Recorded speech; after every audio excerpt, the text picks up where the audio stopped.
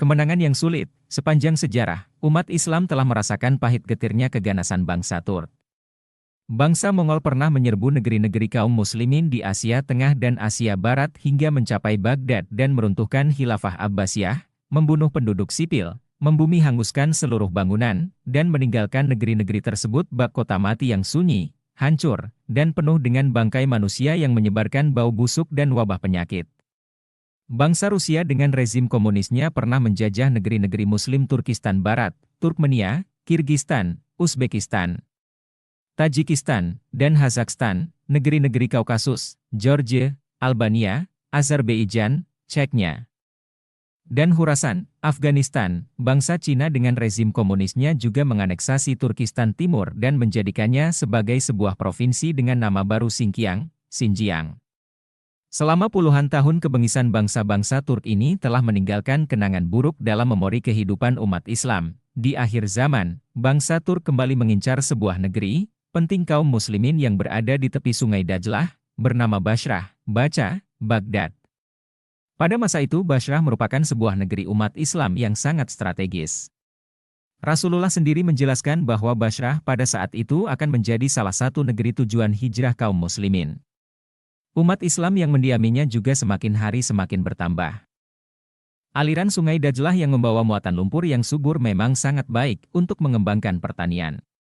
Kemajuan di bidang cocok tanam ini diikuti oleh pesatnya peternakan mereka.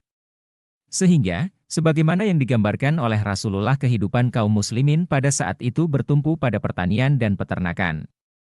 Tidak ada lagi penyebutan minyak bumi dan barang tambang lainnya. Dalam hadits tentang Bani Kantura, di atas disebutkan, penduduk negeri itu akan bertambah banyak, dan ia akan menjadi salah satu negeri dari negeri-negeri kaum muhajirin, atau negeri-negeri kaum muslimin. Satu kelompok menyelamatkan diri ke pedalaman dengan menuntun sapi-sapi mereka.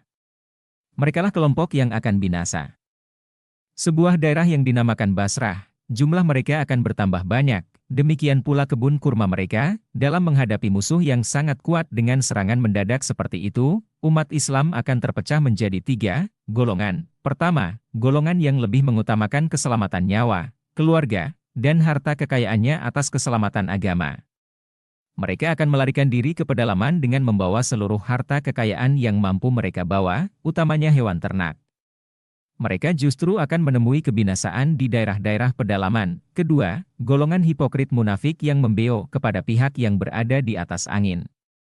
Mereka adalah golongan yang menjalankan agama dengan perhitungan untung rugi.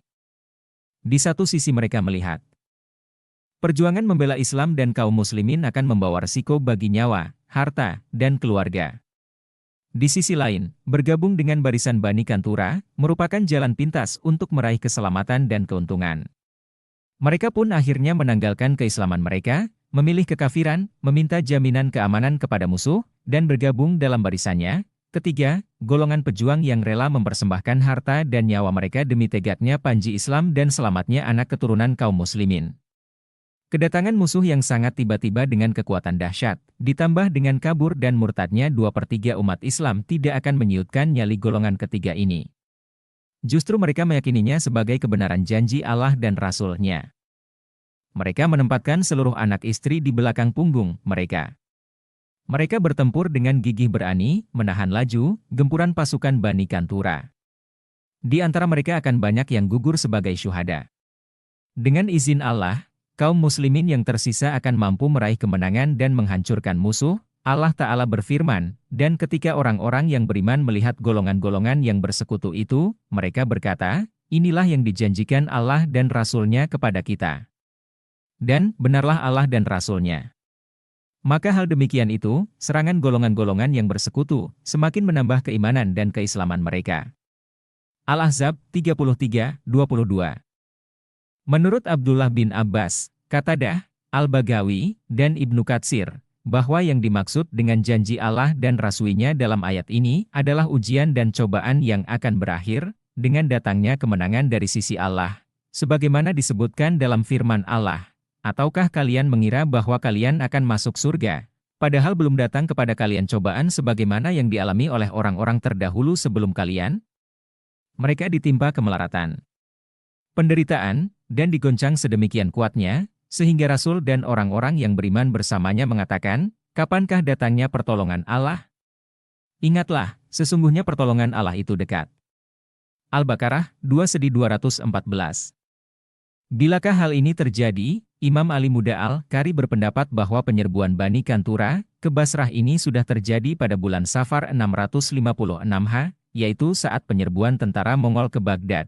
Untuk bisa menentukan kebenaran atau kesalahan pendapat ini, kita perlu melihat terlebih dahulu kronologi penyerbuan tentara Mongol ke Baghdad tahun 656 Haji. Setelah itu baru kita membandingkan hadits-hadits tentang Bani Kantura.